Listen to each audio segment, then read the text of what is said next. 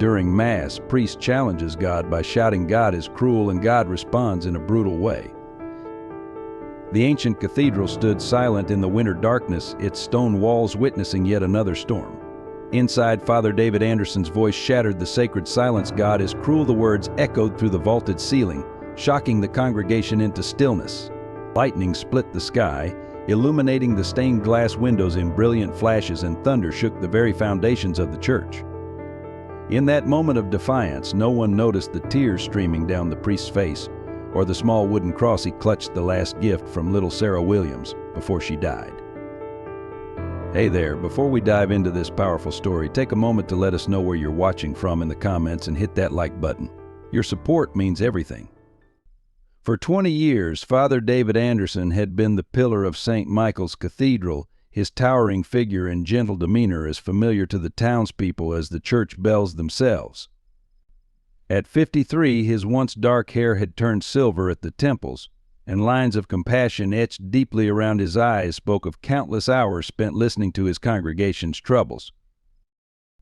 Before each Mass, David would stand before the aged mirror in the sacristy, straightening his collar with hands that had blessed countless newborns, joined countless couples, and offered final prayers for countless departed souls. But lately, those same hands had begun to tremble, and the face that gazed back at him seemed to belong to a stranger. The people of Bristol Falls knew him as their unwavering spiritual guide, the priest who would trek through blizzards to deliver food to the homebound elderly, who kept the church doors open during the coldest nights for the homeless, and who never turned away a troubled soul, no matter the hour. His homilies were legendary not for their theology, but for their humanity. God's love, he would often say, is found not in grand cathedrals, but in simple acts of kindness. But what the congregation didn't see were his sleepless nights.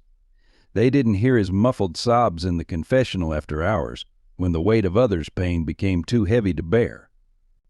They didn't know about the journal he kept, its pages filled with increasingly desperate questions about God's silence in the face of suffering. The change had been gradual, almost imperceptible at first. A shadow here, a doubt there. Like water dripping on stone, each funeral of a child, each confession of abuse, each story of poverty and desperation had slowly eroded his certainty. The breaking point came not with a grand revelation, but with small, accumulated wounds to his faith. Coffee, Father Mrs. Emily Parker would ask each morning, appearing at the rectory door with a thermos and concerned eyes. At 82, she had outlived 2 husbands and 3 children, yet her faith remained unshaken. She saw what others missed, the growing darkness behind David's smile, the way his sermons had shifted from hope to questioning, the long hours he spent alone in the church after everyone had gone home. "Remember when you first came to us," she'd reminisce. Fresh from seminary, so full of fire for the Lord, she'd watch him closely then, looking for any flicker of that young priest who had arrived in Bristol Falls 2 decades ago, determined to change the world with God's love. But that young priest seemed as distant now as the summer warmth in this bitter December. David would accept her coffee with a grateful nod, both of them pretending not to notice how his hands shook as he took the thermos, both ignoring the deeper tremors that threatened to shake his very foundation. For David Anderson was harboring a secret that threatened to tear apart not just his own faith, but the fabric of the entire community. A secret that involved the church's highest authorities, the town's poorest citizens, and a crisis of faith that would soon explode into the open in ways none could predict. Yet even now, as he prepared for another Mass in the gathering winter gloom, he maintained his routine with rigid precision. The vestments, the prayers, the rituals, like a man clinging to a familiar shoreline while feeling the undertow growing stronger beneath his feet. Bristol Falls huddled against the bitter New England winter like a wounded animal seeking shelter. The once prosperous mill town had fallen on hard times, its abandoned factories standing like broken teeth against the gray December sky. Snow piled in dirty drifts along Main Street, where for lease signs outnumbered open businesses 3 to 1. St. Michael's Cathedral rose above it all, its Gothic spires reaching heavenward through the swirling snow. Built in more prosperous times, the church's grandeur now seemed almost obscene against the backdrop of poverty surrounding it. The stained glass windows, recently restored through a mysterious diocesan grant, cast colored shadows over the hungry faces that gathered each morning for the church's soup kitchen. Inside the cathedral's administrative offices, a different kind of chill prevailed. Behind mahogany doors, Regional Archbishop Richard Thompson's recent memo lay open on David's desk. Funding allocations must prioritize structural maintenance over community outreach. The image of the church must be maintained. The words seemed to mock the stack of unpaid heating bills from the homeless shelter David ran in the church basement. The town's decline had accelerated in the past year. The closure of the last textile mill had sent ripples through the community, leaving families struggling to survive. Every week brought new faces to the food pantry, proud faces, embarrassed faces, desperate faces. Former donors becoming recipients, their children wearing summer clothes in winter weather. Yet amid this growing need, David had noticed troubling discrepancies in the church's books. Large donations earmarked for community assistance seemed to vanish into vague administrative categories. When he questioned these transfers, the diocesan office responded with bureaucratic circles and veiled warnings about maintaining hierarchical harmony. The contrast was stark in every corner of Bristol Falls. While the cathedral's new copper gutters gleamed in the winter sun, elderly parishioners chose between heating their homes and buying medication. As marble floors were polished to a mirror shine, children attended Mass in worn-out shoes. Mrs. Parker's grandson Tommy had started keeping a list. 23 families lost their homes this month, Father he'd report during altar boy practice. 7 more than last month. The boy's own family was hanging on by a thread, yet here he was, more concerned about others than himself. The weather seemed to mirror the town's despair. This winter had come early and hit hard, with temperatures plunging to record lows. The homeless shelter was packed beyond capacity, while the cathedral's newly installed heating system kept its empty halls comfortably warm throughout the night. But it was in the confessional where the town's true temperature could be measured.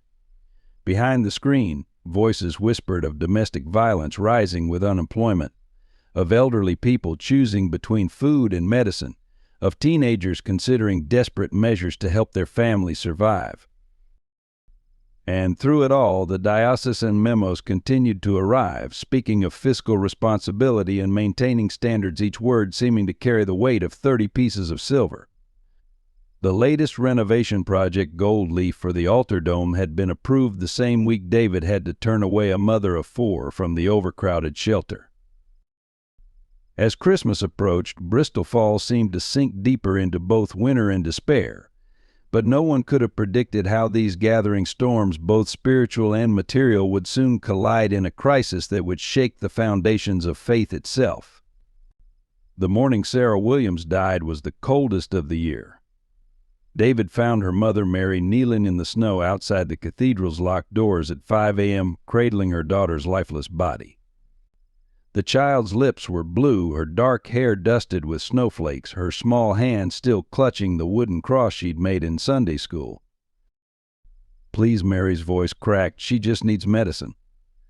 The hospital needs insurance approval. The emergency fund. You promised." Her words trailed off into sobs. David's mind raced back to yesterday's conversation with the diocesan office. He had begged them to release emergency funds for Sarah's treatment. The response had been bureaucratic and final. "All charitable disbursements are currently frozen pending financial review. We suggest referring cases to state services." The same day he had noticed workers installing a new marble altar. It's cost enough to have covered Sarah's entire treatment 10 times over. "I tried," he whispered, his voice breaking. "Mary, I tried," but the words felt hollow, worthless against the weight of the small body in her arms. Mary looked up at him, her eyes reflecting something beyond grief. "You knew," she said softly. "You knew what they were doing with the money. All those fundraisers, all those special collections for the poor. She clutched Sarah closer. My baby died while they built their monuments to pride. The truth of her words struck David like a physical blow. He had known, he had seen the numbers, noticed the discrepancies, watched as donations meant for charity disappeared into administrative overhead and structural improvements. He had written carefully worded letters of concern, filed respectful protests, always working within the system, always being the good soldier. And now a child was dead. Behind them, the cathedral's new heating system hummed efficiently, warming empty pews and freshly polished brass. The morning sun caught the gold leaf on the dome, creating a halo effect that seemed to mock their grief. Sarah's small body was still warm. Something broke in David then, a break as profound as the snapping of chains, as irreversible as a glacier calving into the sea. 20 years of faithful service, of believing in the system, of trusting in the church's wisdom, it all crumbled in the face of this one, undeniable truth: they had let a child die. As the ambulance finally arrived, its lights painting the snow in alternating red and white, David made a silent vow. This would be the last time. The last time he would stay quiet, the last time he would accept explanations, the last time he would watch suffering while gold leaf gleamed overhead. He didn't know yet what form his rebellion would take, but as he watched Mary climb into the ambulance with her daughter's body, he knew with absolute certainty that everything was about to change. That evening, after Sarah's body had been taken away, David sat alone in his office staring at two documents. The first was a bank statement showing a $2.5 million transfer for liturgical enhancements. The second was Sarah's denied assistance application, marked insufficient emergency funds available. His hands trembled as he opened his journal, a habit he'd maintained since seminary days. But tonight, instead of prayers and reflections, he wrote just one line: when did we stop being shepherds and become wolves? The knock at his door startled him. Michael Thompson, the young seminarian who'd been assigned to St. Michael's, stood there with snow melting on his shoulders. "Father, there's something you need to see." Michael pulled out a stack of papers, financial records, emails, internal memos. "I've been tracking the money flow," he said quietly. "The emergency fund isn't empty. It's been systematically drained. Every major donation for the poor has been redirected, and it goes all the way up to Archbishop Thompson." David felt the weight of each word like stones piling on his chest. "Your uncle," he whispered. Michael's face hardened. "Family means nothing when children are dying, Father." Later that night, unable to sleep, David walked through the silent cathedral. The moonlight streaming through the stained glass windows cast colored shadows on the new marble floors. Each step echoed with accusation. The gold, the marble, the polished brass, all of it paid for with money meant to feed the hungry, heal the sick, shelter the homeless. He stopped at the children's chapel where Sarah had spent so many Sunday mornings. Her last craft project still sat on the shelf, a simple cross made from popsicle sticks, decorated with the careful determination of a child. Next to it lay the permission slip for the project, signed Mary Williams, mother. The name hit him like a physical blow. Mary Williams, his Mary, the woman he'd loved before answering God's call, who'd never married after he chose the priesthood. Their paths had crossed again when she moved back to Bristol Falls with her daughter, but he'd maintained his distance, believing it was God's will. Now her daughter was dead because of the very institution he'd chosen over their love. David fell to his knees before the altar, but for the first time in 20 years, no prayers came. Instead, questions flooded his mind: how many others had suffered while he remained silent? How many more would die while gold leaf gleamed on the dome? The first light of dawn was creeping through the windows when David finally stood. He looked up at the crucifix, its shadow long and dark against the wall. "Forgive me," he whispered, though he wasn't sure anymore whether he was asking forgiveness for his years of silence or for what he was about to do. This priest deserves a like for his courage to stand up against corruption and fight for justice, but sadly no one has hit that button yet.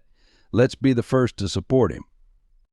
Christmas Eve, Massachusetts at St. Michael's had always been a celebration of hope. But this year, as snow fell silently outside and carols filled the air, something different crackled in the atmosphere like static before a storm. The cathedral was packed to capacity, its pews filled with both regular parishioners and those who attended only on holidays. The newly installed chandeliers cast a warm glow over the congregation, their crystal facets throwing light across faces both wealthy and poor.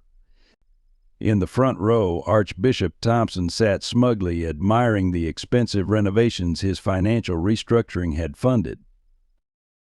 David stood at the altar, his vestments feeling like armor that no longer fit. 3 weeks had passed since Sarah's death. 3 weeks of sleepless nights, of gathering evidence, of watching more families struggle while church officials dined at expensive restaurants. His sermon notes lay untouched beside the gilded Bible. Today, he began traditionally, we celebrate the birth of Christ. He paused, looking out over the congregation. Mary Williams sat in the back, her eyes hollow, her grief a silent accusation. Besides her, Mrs. Parker held her hand, both women dressed in mourning black, despite the festive occasion. Something snapped. We celebrate, David continued, his voice taking on a different tone in this beautiful cathedral surrounded by gold and marble. We sing of peace and goodwill while children die on our doorstep. A murmur rippled through the congregation. Archbishop Thompson shifted uncomfortably. Last month we spent $3 million on renovations. David's voice grew stronger. Last week, a 7-year-old girl died because we claimed we had no money for medicine. Father Anderson, Archbishop Thompson stood, his face reddening. This is neither the time nor. When is the time? David's voice thundered suddenly, echoing off the vaulted ceiling. When more children die? When more families freeze? When we've covered every surface in gold while poverty kills our congregation? The cathedral fell silent. Even the children stopped fidgeting, sensing the electricity in the air. God is not in this marble. David gestured around him. God is not in these chandeliers or this gilded altar. God is with Sarah Williams, who died in the snow while we counted our money. God is with every person we turned away while we polished our brass. He turned to face the crucifix, his voice breaking. We have become everything Jesus condemned. We are the money changers in the temple. We are the Pharisees he despised. We are the ones who burden the poor while living in luxury.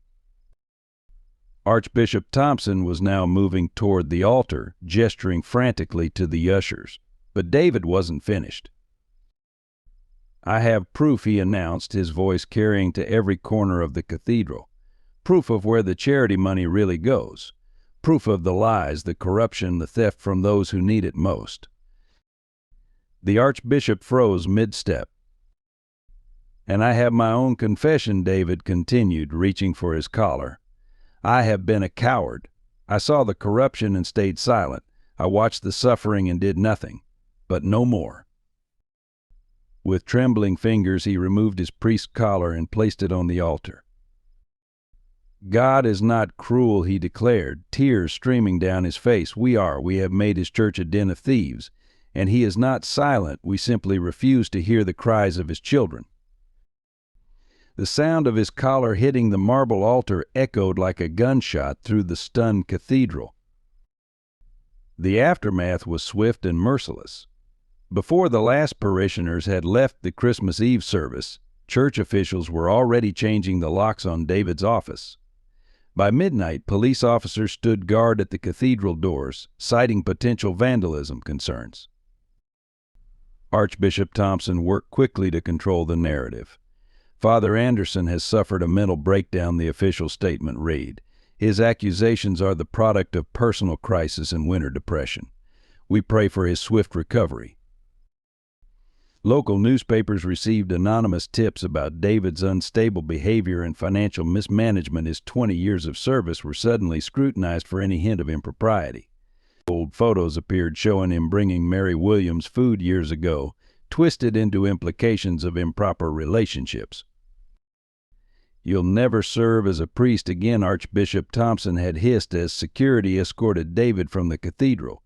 "You'll never step foot in any church in this diocese." But the Archbishop hadn't counted on Mrs. Parker. The elderly woman stood on the cathedral steps the next morning, despite the bitter cold, holding a simple sign, "Where is Sarah's money?" When police tried to remove her, she simply smiled and said, "Go ahead, arrest an 82-year-old grandmother on Christmas Day." Let's see how that plays on the evening news.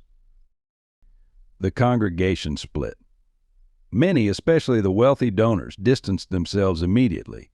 Others, particularly those who had received David's quiet help over the years, began asking uncomfortable questions about the church's finances. Michael Thompson paid the heaviest immediate price. His uncle had him transferred to a remote monastery in Montana, effectively ending his chances at ordination. But before leaving, he managed to secretly deliver a USB drive to David containing years of financial records. David found himself suddenly homeless, his church-owned residence reclaimed. He would have ended up on the streets if not for Mary Williams, who offered him her spare room despite the potential scandal. "They took my daughter," she said simply. "I won't let 'em destroy another good man." The local media painted him as a tragic figure, a once respected priest who had lost his way. Few dared to investigate his actual claims, the advertising power of the diocese ensuring their silence. But in the poorest neighborhoods of Bristol Falls, a different story spread. People remembered how David had helped them when the church's official channels had failed. They remembered his late-night visits to the sick, the food that appeared mysteriously on doorsteps, the quiet words of comfort that came with no demands for devotion. One week after Christmas, David sat in Mary's small kitchen, reviewing the documents Michael had provided. The evidence was overwhelming: years of systematic theft disguised as administrative costs, millions in charitable donations redirected to private accounts, a network of corruption reaching to the highest levels of the diocese. "You could take this to the authorities," Mary suggested, placing a cup of coffee before him. David shook his head. "The Archbishop has friends in the state government. This needs to be bigger, more public, something they can't bury." Outside, the winter storm intensified, wind howling through the streets of Bristol Falls like a mourner's cry. But inside that small kitchen, a different storm was brewing, one that would shake the foundations of faith itself. David looked at the wooden cross Sarah had made, now hanging on Mary's wall. "They think they've silenced me," he said quietly. "But they've only freed me to speak the truth." In the weeks that followed, David and Mary spent long nights piecing together the puzzle of Sarah's death. Each document Michael had provided was a thread in a tapestry of corruption that grew more horrifying with each revelation. "Look at this," Mary said one night, spreading papers across her kitchen table. "The emergency fund that could have saved Sarah wasn't just depleted, it was systematically looted." Her fingers traced the numbers, each one a dagger to her heart. "They transferred the money 2 days before I begged for help." David studied a transfer document dated just before Sarah fell ill. The amount, $500,000, had been moved to a liturgical enhancement fund the very next day. An identical sum appeared in a private account belonging to a corporation controlled by Archbishop Thompson's family. "There's more," he said quietly, pulling out another file. Sarah wasn't the first. Over the past 5 years, 14 families had applied for emergency medical assistance. All were denied. 6 children had died. Each denial coincided with a major church renovation project. But it was a photo at the bottom of the box that stopped David's heart. Taken 25 years ago, it showed a younger version of himself and Mary, standing before the same cathedral. They were laughing, his arm around her waist, her eyes shining with love. The seminary acceptance letter was still unopened in his pocket. "I kept it," Mary said softly, watching his face, "to remind myself that love comes in many forms. That sometimes serving God means breaking your own heart." David's hands trembled. If I had stayed, if I hadn't joined the priesthood, Sarah might. "Don't." Mary touched his hand. "Sarah's death isn't because you chose God, it's because others chose gold." Their conversation was interrupted by a knock. Michael Thompson stood on the doorstep, his face pale with urgency. He had defied his uncle's orders and returned from Montana. "They're destroying evidence," he said without preamble. "But they missed something. Something big." He pulled out his phone, showing them a video. It captured Archbishop Thompson in his office, laughing with local officials. "The best part," the Archbishop's voice crackled through the speaker, "is that they thank us for our charity while we build our empire with their donations. Religion truly is the opiate of the masses." The video continued, revealing detailed discussions of how to manipulate accounts, silence whistleblowers, and maintain their grip on power. But it was the last part that made David's blood run cold.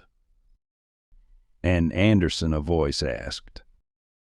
"He's always been a problem," the Archbishop replied, "too concerned with actually helping people. But now we have leverage. Remember that girl who died? Turns out she might have been saved if he hadn't misplaced some paperwork. At least that's what the records will show once we're done." Mary's coffee cup shattered on the floor. "They're planning to blame Sarah's death on you." David sat heavily in a chair. Of course. Who better to take the fall? The priest who had a breakdown. The man who lost his faith. But Michael wasn't finished. "There's one more thing," he said, pulling out a final document. "I found this in my uncle's private safe. It's about Sarah's real father." The room fell silent as David and Mary read the paper. It was a paternity test, dated 25 years ago. The implications were staggering. "They knew," David whispered. "All this time they knew Sarah was." "Your daughter," Mary finished, her voice breaking. "That's why they let her die. It wasn't just about money. It was about punishing us both." The winter wind howled outside, rattling the windows of Mary's small house. But inside, the temperature seemed to drop even further as the full scope of the conspiracy became clear. David stood slowly, his face set in lines of determination. "They thought they could bury the truth," he said. "But they forgot something important." "What's that?" Michael asked. "The truth has a way of rising, like Christ himself," David replied. "And now it's time for resurrection." The Archbishop's retaliation was ruthless. Within days, Mary lost her job at the Catholic school where she'd taught for 15 years. Budget cuts, they claimed, though they immediately hired a replacement. Michael was officially defrocked, his family disowning him publicly. Anonymous calls to Child Protective Services began targeting families who supported David. The diocesan newspaper published a scathing expose fallen priest's hidden romance leads to crisis of faith. The article carefully implied, without directly stating, that David's breakdown was linked to his inappropriate attachment to a former flame and her deceased child. "They're trying to make it about sex," David said bitterly, reading the article in Mary's kitchen. "The oldest trick in the church playbook. Distract from corruption with scandal." But the opposition wasn't entirely unified. Father James Cooper from a neighboring parish secretly contacted David. "They're asking us to preach about the dangers of false prophets this Sunday," he whispered during a clandestine meeting in a diner. "Several of us are refusing." "Something's breaking in the church, David, not just here, but everywhere." The winter grew harsher. The homeless shelter, now under new management, started turning away problematic individuals, coincidentally anyone who had supported David. The soup kitchen's hours were cut. The emergency assistance program was temporarily suspended for review. Mrs. Parker organized a protest, but the local media barely covered it. Instead, they ran stories about the cathedral's beautiful new organ, donated by the Archbishop's Foundation in memory of all suffering children. One night, as snow fell thick enough to blur the streetlights, David found Michael shivering on Mary's doorstep. "They're saying I stole the documents," he gasped through chattering teeth. "There's a warrant out for my arrest." But the worst blow came when they discovered the extent of the Archbishop's influence. The state attorney general, a prominent Catholic donor, refused to even look at their evidence. The local FBI office cited jurisdictional issues. Every door they knocked on seemed to close before they could even speak. "Look at this," Mary said one evening, showing them her phone. The diocesan website had announced a special memorial fund in Sarah's name managed directly by the Archbishop's office. They're using her death to raise more money. David stared at the announcement until the words blurred. "Enough," he said quietly. "It's time." Time for what? Michael asked. Time to stop playing by their rules. David pulled out the USB drive containing all their evidence. "If they won't listen to official complaints, we'll make everyone hear the truth." "They'll destroy you," Mary warned. "Everything you've built your entire life." David looked at Sarah's photo on the wall, then at Mary. They already destroyed what mattered most. Now it's their turn. But the Archbishop had anticipated them. When David tried to upload their evidence to social media, they discovered their internet accounts had been hacked and deleted. Local news stations received calls from their corporate offices warning them away from the story. The diocesan lawyers sent cease and desist letters, threatening not just David and Mary, but anyone who helped them. Mrs. Parker's grandson lost his college scholarship. Michael's sister was fired from the Catholic hospital. "This is how they maintain control," Michael explained, his seminary training giving him insight. "It's not just about money, it's about power. The power to decide who deserves help, who deserves mercy." As January drew to a close, David stood at Mary's window, watching snow blanket the town in white. The cathedral spires rose in the distance, its new copper roof gleaming despite the storm. "Sunday is coming," he said, his breath fogging the glass. "They think they've silenced us. They think it's over." Mary joined him at the window, her hand finding his. "What are you planning?" "Something they can't ignore," he replied. "Something that will make God himself take notice." The wind howled outside, carrying the sound of the cathedral bells that had once called him to service, now tolling like a countdown to confrontation. Super Bowl Sunday. The Archbishop had chosen this day for a special Mass celebrating the cathedral's renewal, knowing the media would be present. Wealthy donors filled the front pews, cameras positioned strategically to capture their generosity. David walked up the cathedral steps for the first time in 6 weeks, no longer wearing his clerical collar but carrying Sarah's wooden cross. Mary and Michael flanked him, while Mrs. Parker and a small group of supporters gathered behind. "Stop right there," a security guard stepped forward. "You're not welcome here." "This is God's house," David replied calmly, loud enough for nearby reporters to hear. "Are you saying God has a guest list?" The guard hesitated, aware of the cameras. Inside, the Mass had begun, Archbishop Thompson's voice echoing through the sound system as he praised the congregation's generous spirit in these trying times. David pushed past the guard, the group following. As they entered, the Archbishop's voice faltered mid-sentence. The congregation turned, murmurs rippling through the pews. "I apologize for interrupting." David's voice carried clearly through the vast space. "But there's something this congregation needs to know about their generosity."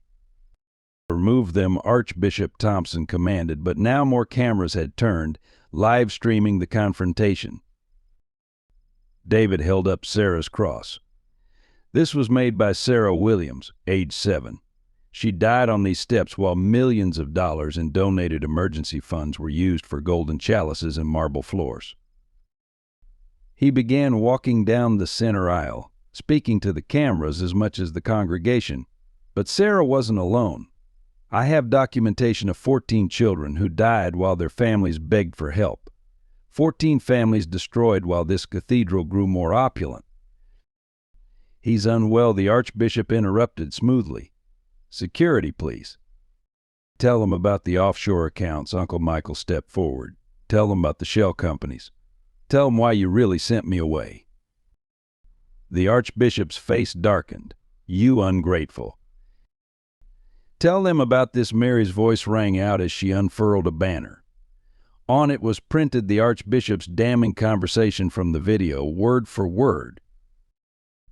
Chaos erupted. Security moved forward but stopped as Mrs. Parker's grandson began live streaming everything on multiple platforms. Some parishioners stood up in support of David, others hurled accusations. The Archbishop's face grew purple with rage. You think you can come into my cathedral, he began. Your cathedral, David's voice cut through the chaos like a blade. This house was built by the pennies of the poor, by the hopes of the suffering, by the faith of the humble, and you've turned it into a monument to greed. He turned to face the congregation fully. Look around you. Look at the gold that could have fed thousands. Look at the marble that could have housed hundreds. Look at the crystal that could have saved Sarah. The Archbishop snapped. That little bastard was your own fault. If you'd stayed away from her mother. The silence that followed his outburst was deafening. The Archbishop realized too late what he'd revealed. Yes, David said into that silence. Sarah was my daughter, a fact you knew when you denied her help, a fact you used to punish both me and her mother for a love that preceded my priesthood. He walked to the altar, placing Sarah's cross next to the golden chalice. But this isn't about me or Sarah or even the Archbishop's crimes. This is about what we've become, what we've allowed our church to become. Cameras flashed. Phones recorded. The truth was flowing out into the world in real time, unstoppable. Each of these stones, David gestured to the walls, was paid for with suffering. Every piece of gold represents a hungry child. Every crystal tear from a chandelier is matched by a real tear from a parent who begged for help and was denied. The Archbishop moved to speak, but David wasn't finished. Today, he declared, God's light will shine into the darkest corners of corruption. Today, the money changers will be driven from the temple once again. As if responding to David's words, thunder cracked overhead. The winter storm that had been threatening all morning finally broke, darkness descending like God's own judgment. The cathedral's lights flickered ominously. You have no proof, Archbishop Thompson sneered, but his voice wavered. No evidence that would stand in any court. But we do. Michael stepped forward, holding up his phone. Live streaming now to over 50,000 viewers. The offshore account numbers, the shell corporations, the death records, all of it. Lightning flashed, illuminating the stained glass windows in brilliant bursts. The Archbishop's face went from purple to ashen as he realized the scope of what was happening. Those funds were authorized by the diocese, he sputtered. Everything was legal. Legal? Mary's voice cut through the thunder. Was it legal to let my daughter die while you bought gold candlesticks? Was it legal to use charity money for your summer home? The storm intensified. Wind howled through the cathedral's ancient stones, making the new chandeliers sway ominously. Some parishioners began to leave, but others moved closer, forming a circle around the confrontation. You speak of legality, David continued, his voice rising with the storm. But what about morality? What about the teachings of Christ himself? He picked up the golden chalice from the altar. This cost $12,000. Do you know what $12,000 means to a family choosing between medicine and food? Another lightning strike, closer now. The lights flickered again and went out, leaving only the storm's intermittent flashes and the glow of phone cameras recording everything. "This is God's house," the archbishop roared. "You have no right." "No, this ceased to be God's house when you turned it into a bank," David's voice thundered back. "When you chose profit over people, gold over grace, power over prayer." The wind rose to a fever pitch. The great doors burst open, sending papers and bulletins swirling through the air like accused souls seeking judgment. In that moment, as lightning turned night to day, something extraordinary happened. The beam of golden light caught the chalice in David's hands, reflecting onto the financial documents Mary held, making the damning numbers glow like burning testimony. "Look," someone shouted. "The cross." All eyes turned to the giant crucifix above the altar. The same light that revealed the evidence of corruption now illuminated Christ's face, and in that moment many would later swear they saw tears on the statue's cheeks. The archbishop staggered back, whether from the sight or from the weight of his sins, no one could say. "This proves nothing," he whispered, but his voice had lost its authority. "It proves everything," David replied softly. "Not just your crimes, but our collective guilt. We all allowed this to happen. We all stayed silent too long." The storm reached its crescendo. A final lightning bolt struck the cathedral's spire with such force that the entire building shook. The new copper roof, paid for with diverted charity funds, conducted the electricity perfectly, sending blue sparks dancing across the golden ornaments and marble walls. In that brilliant moment, every piece of evidence was illuminated: the documents, the videos, the financial records. But more importantly, every face was illuminated too, the wealthy donors realizing where their money had really gone, the poor families recognizing the truth about why they'd been denied help, and the archbishop seeing his carefully constructed empire crumbling in the light of divine revelation. "The truth," David said into the thunder-filled silence, "like God's lightning strikes where it will, and no amount of gold can shield us from its judgment." As if in response, the storm began to subside, leaving behind a cathedral forever changed not by the lightning's power, but by the power of truth finally spoken aloud. Dear friends, our channel strives to bring you powerful stories of faith, courage, and justice like Father David's journey. If his fight against corruption touched your heart, please consider subscribing to support more meaningful content like this. Together, we can share stories that matter. The aftermath of the Super Bowl Sunday confrontation swept through Bristol Falls like a cleansing fire, but for David it brought a deeper, more personal devastation. That evening, after the videos had gone viral and the initial media frenzy had begun, he sat alone in Mary's kitchen, staring at his excommunication letter. The official document was cold, precise, and final, stripping him not just of his priesthood, but of the only identity he'd known for 20 years.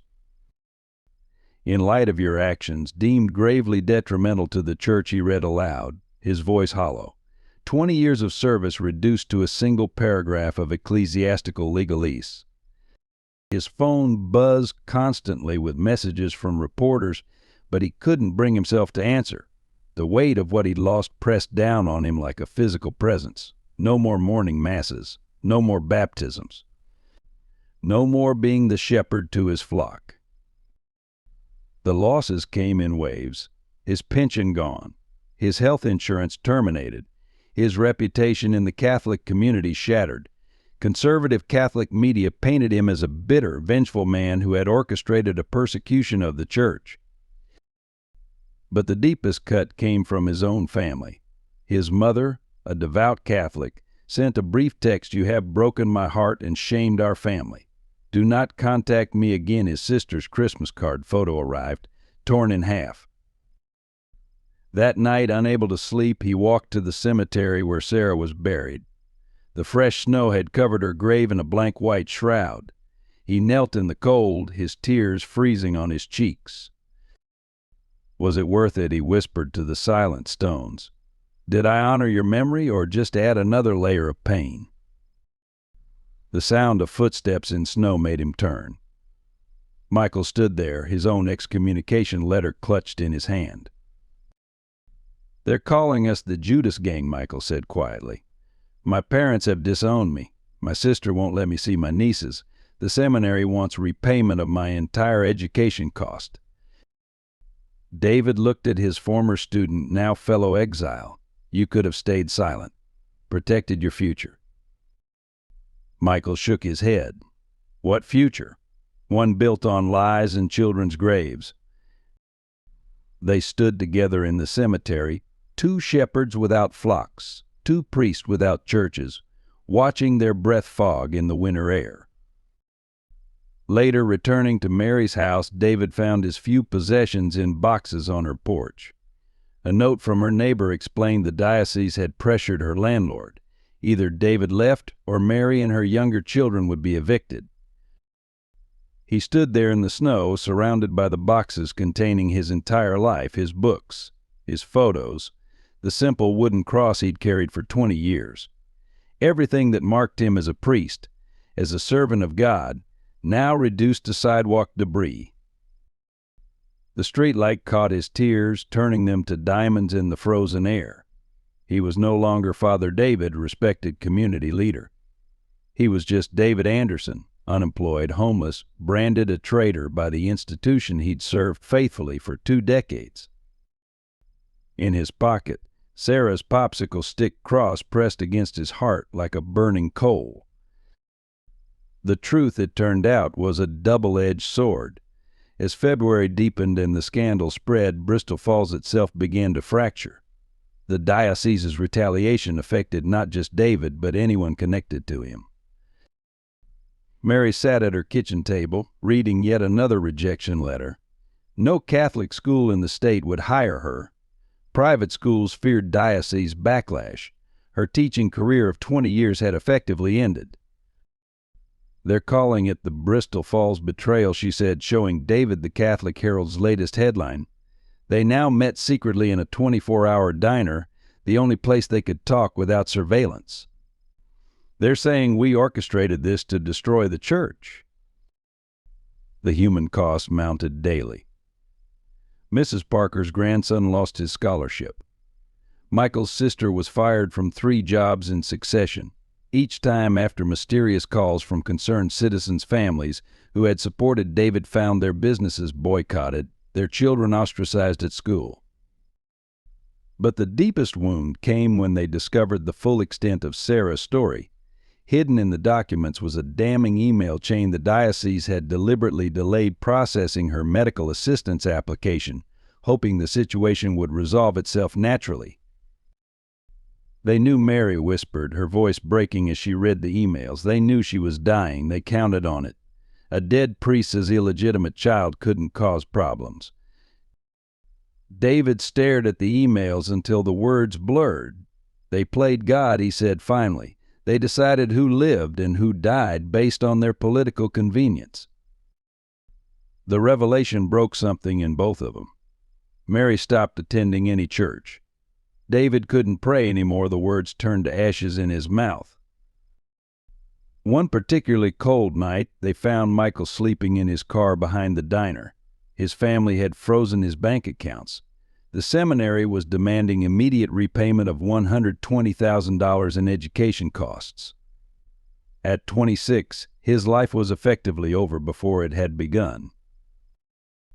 You know what hurts the most, Michael said through chattering teeth as they brought him coffee. Not the money, not the career. It's that they've made me doubt everything. Every prayer, every ritual, every moment I thought I felt God's presence, was it all just manipulation? The diocese's final blow came through Sarah's grave. They claimed ownership of the cemetery plot through a technical legality. Unless Mary signed a statement retracting all allegations, they would have Sarah's body moved to a public potter's field. That night, David stood at the window of his cheap motel room, watching snow blanket the city. The cathedral's spire still dominated the skyline, its gold leaf gleaming even in darkness. Everything he had believed in, fought for, dedicated his life to, it all seemed like a cruel joke now. His phone buzzed. Another journalist wanting comment on the diocese's latest statement. Former priest Anderson's actions reflect a disturbed individual's vendetta, not any systemic issues within the church. He turned off the phone and pulled out Sarah's wooden cross. The paint was chipping, the popsicle sticks beginning to separate. Like his faith, it was falling apart in his hands. "Where are you?" he whispered, not sure anymore if he was asking God or himself. What was it all for? The only answer was the howling winter wind, carrying the distant sound of cathedral bells that now seemed to toll not for prayer, but for everything they had lost. The turning point came from an unexpected source. Amanda Bennett, a junior accountant at the Diocesan Finance Office, had been quietly collecting evidence for years. Disturbed by the patterns she saw, but too afraid to speak up, she had created a comprehensive digital trail of every fraudulent transaction. When she saw David's confrontation video go viral, she made her decision. On a snowy Wednesday morning, she walked into the local FBI field office with 5 years' worth of meticulously documented fraud. It wasn't just Bristol Falls, she explained to David, meeting him secretly in the public library. It was systematic. Every parish, every donation, every charitable fund, they had a formula for skimming money while maintaining plausible deniability.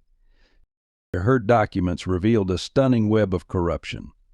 The Archbishop's private foundation was a front for laundering charitable donations. Church renovation projects included massive kickbacks. Emergency assistance funds were routinely drained through shell companies. "But this," she said, pulling out a final folder, "this is what you need to see." Inside was evidence that Sarah's death wasn't just negligence, it was deliberate. The Archbishop had personally intervened to block her assistance application, seeing an opportunity to silence David, whom he viewed as a potential whistleblower. "They monitored your private conversations with Mary," Amanda explained. "They knew about Sarah being your daughter. They saw her illness as leverage. Either you'd break under the guilt of her death, or you'd expose yourself by trying to save her. Either way, they could discredit you." The evidence was damning. Email chains showed church officials discussing how to maximize the impact of Sarah's situation. Financial records revealed how they had diverted her emergency funds to renovations while explicitly noting her connection to David. "It gets worse," Amanda continued, her voice trembling. "Sarah wasn't the first. They had a list of leverage cases, people connected to potential whistleblowers who could be denied help to ensure silence. The documentation was overwhelming. Charts tracking risk management of charity cases, profiles of priests who showed too much interest in financial transparency, detailed strategies for using human suffering as institutional control." Michael, who had been quietly researching church law, made a stunning discovery in the documents. The Archbishop didn't just violate civil law, he explained. According to canon law, deliberately causing death for institutional benefit is grounds for automatic excommunication. They excommunicated us, but by their own rules they excommunicated themselves. As they pieced together the evidence, a clear pattern emerged. The corruption wasn't just financial, it was spiritual. The institution had become a machine for converting human suffering into power and wealth. "Look at these numbers," Amanda pointed out. Last year alone, they diverted over $12 million from charitable funds while spending $50,000 on PR campaigns about their generosity to the poor. But the most shocking revelation came from Sarah's medical records. The treatment she needed had been relatively inexpensive. The hospital had been willing to provide it at cost. The diocese hadn't just denied help, they had actively intervened to prevent others from helping. "They needed her to die," Mary whispered, reading the documents with shaking hands. "They needed an example of what happens to those who question authority."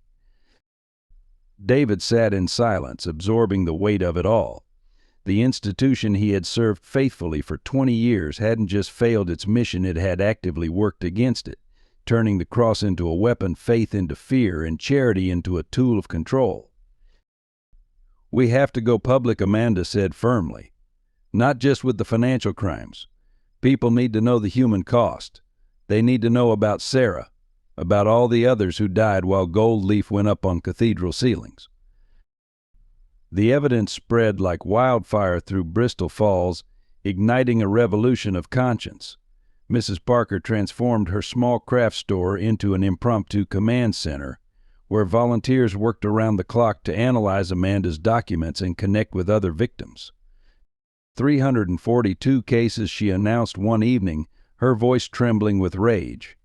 342 families denied help while the Archbishop renovated his summer house, each one carefully chosen to protect their power structure.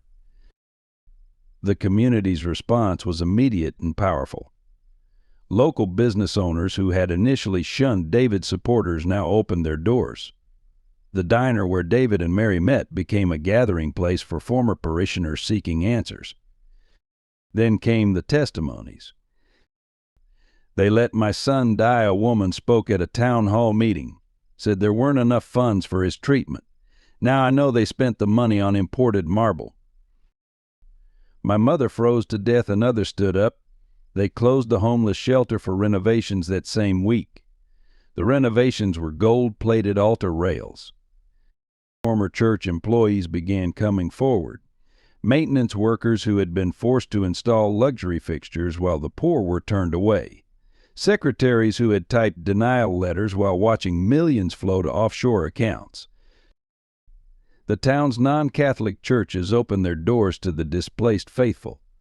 Rabbi Solomon offered his synagogue for community meetings. The Methodist pastor provided space for a new food bank. But the most powerful response came from the children. Tommy Parker, Mrs. Parker's grandson, organized a Children for Sarah march. Hundreds of kids walked through the snow to the cathedral, each carrying a homemade cross like Sarah's. "We're all Sarah," they chanted. "We're all God's children." The diocese attempted damage control, but each statement only revealed more truth. When they claimed David had mismanaged funds, Amanda produced documents showing his repeated attempts to help the poor despite official obstacles. When they accused Mary of exploiting her daughter's death, the community responded with stories of her years of quiet service to others. Local media, initially hesitant, finally broke their silence. The Bristol Falls Gazette ran a front-page story, "Sacred Trust: Broken Faith, the True Cost of Corruption." "It's not about the money anymore," Michael observed, watching the community mobilize. "It's about reclaiming what faith really means." Former parishioners began holding services in homes and community centers. They called themselves Sarah Circle small groups dedicated to actual charity and mutual support. The transformation of Bristol Falls was profound. People who had passed each other for years without speaking now worked together. Rich and poor, Catholic and non-Catholic, they united around a simple truth: the value of human life over institutional power. One snowy evening, David watched from the diner window as another community meeting dispersed. People hugged, shared resources, made plans to help others. "You know what they can't take from us," Mary said softly. "The real church. The one made of people, not stone." Amanda, who had risked everything to expose the truth, nodded. "They built their power on isolation, making each victim feel alone. But look what happens when people unite." Outside, the cathedral bells still rang, but their meaning had changed. They no longer called people to institutional obedience, but reminded them of the choice between hollow grandeur and genuine faith. "Sarah," David whispered, touching the small cross he still carried, "your death wasn't meaningless after all. It sparked a revolution of conscience." Easter Sunday dawned cold and clear in Bristol Falls. As the cathedral prepared for its traditional service, something unprecedented was happening across town in the old community center. Sarah's Circle, as the movement had come to be known, gathered for their first official service. The space was simple: folding chairs instead of pews, a wooden table rather than a marble altar. But it was packed with people, their breath visible in the barely heated room.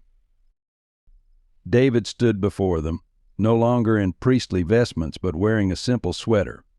Mary sat in the front row, holding Sarah's cross. Michael and Amanda flanked David, while Mrs. Parker led a choir of community members. We're here today, David began, not to build another institution, but to restore what faith was always meant to be: a community of love, support, and genuine charity. As he spoke, volunteers quietly distributed envelopes throughout the congregation. Inside each was documentation of how their movement had already helped others' medical bills paid, homes saved from foreclosure, children fed. All accomplished without gold leaf or marble floors. The resurrection we celebrate today, David continued, isn't just about Christ. It's about the resurrection of true faith from the tomb of institutionalized greed. It's about choosing light over gold, people over power, love over law. The diocese had tried to destroy them through excommunication. Instead, they had freed them to create something new. Sarah's Circle had already established a transparent emergency fund, with every dollar tracked and publicly reported. They had opened a true shelter where no one was turned away. Local businesses, inspired by their example, had created a network of support for families in crisis. But our greatest resurrection, David said, holding up Sarah's cross, is the resurrection of hope. Each life saved, each family helped, each child protected. These are our real sacred spaces. Mary stood then, unveiling their new charter. We pledge, she read, that no child will ever again die while we debate bureaucracy. No parent will have to beg for mercy from those who have forgotten its meaning. No one will be turned away in the name of institutional pride. The charter was radical in its simplicity: total financial transparency, democratic decision-making, and a commitment that 90% of all donations would go directly to helping others. The remaining 10% would cover basic operational costs with detailed public accounting. We're not asking you to follow us, David concluded. We're asking you to walk beside us, to be part of a community where faith is measured not by the height of our spires, but by the depth of our compassion. As if in response, sunlight broke through the community center's windows, casting a warm glow over the gathered people. No gold leaf needed, just the natural light of a new day. 1 year after the confrontation at the cathedral, Bristol Falls had changed profoundly. The massive cathedral still dominated the skyline, but it was Sarah's Circle that dominated the community's heart. David, Mary, and their growing movement had transformed an abandoned warehouse into Sarah's Haven, a combination community center, medical clinic, and emergency shelter. The walls were decorated with children's artwork, including a special corner dedicated to crosses made by local kids in Sarah's memory. The final blow to the old order came unexpectedly. The Vatican, responding to the international attention the case had received, launched an investigation. The Archbishop and his allies were quietly removed, though the official language spoke of retirement rather than punishment. But the real victory wasn't in the fall of corrupt leaders. It was in the rise of authentic faith. "Look at this," Michael said one winter morning, showing David their financial records. "We've helped more people in 1 year than the cathedral did in 10, and all without a single piece of gold leaf." The movement had spread beyond Bristol Falls. Other communities, inspired by their example, had started their own circles. Amanda's evidence had sparked investigations in dioceses across the country. Mary had found her calling running Sarah's Heaven's education program, helping other parents navigate medical and social services. The system that had failed her daughter now faced a determined mother's resistance. Mrs. Parker, still going strong at 83, had become the movement's conscience, ensuring they never lost sight of their mission. "Sarah's watching," she would say whenever difficult decisions arose. "What would she want us to do?" On the anniversary of Sarah's death, they gathered not in grief but in celebration of what her loss had sparked. The warehouse was full of people whose lives had been touched by the movement. Families helped, children saved, hope restored. David stood before them, holding Sarah's original cross. "A year ago," he said, "we thought we had lost everything. Our positions, our reputations, our place in the church. But what we really lost were our chains." He looked at Mary, who smiled through tears. "Sometimes," he continued, God's greatest gifts come disguised as our greatest losses. Sometimes resurrection requires crucifixion first. The sunset painted the warehouse windows in colors no stained glass could match. Children played in the aisles while parents shared stories of hope. The air smelled of coffee and home-baked bread, not incense. This, David said finally, is what church was always meant to be. Not a palace of gold, but a family of hearts. Not a hierarchy of power, but a circle of love. Outside, the cathedral bells rang, but few now heeded their call. Inside Sarah's haven, a new kind of faith had taken root, one built not on fear and gold, but on love and truth. And somewhere they believed Sarah was smiling. The end. Dear friends, if this powerful story of faith, corruption, and redemption has touched your heart, please support our team by subscribing to our channel. Your subscription helps us continue creating meaningful content that matters. Don't forget to share this video with your loved ones. Let's spread this important message together. Hit that like button if Father David's courage moved you, and share your thoughts and feelings in the comments below. Would you like to know what happens next in Bristol Falls? Should we create part 2 of this emotional journey? Let us know in the comments. Remember, your support makes these stories possible.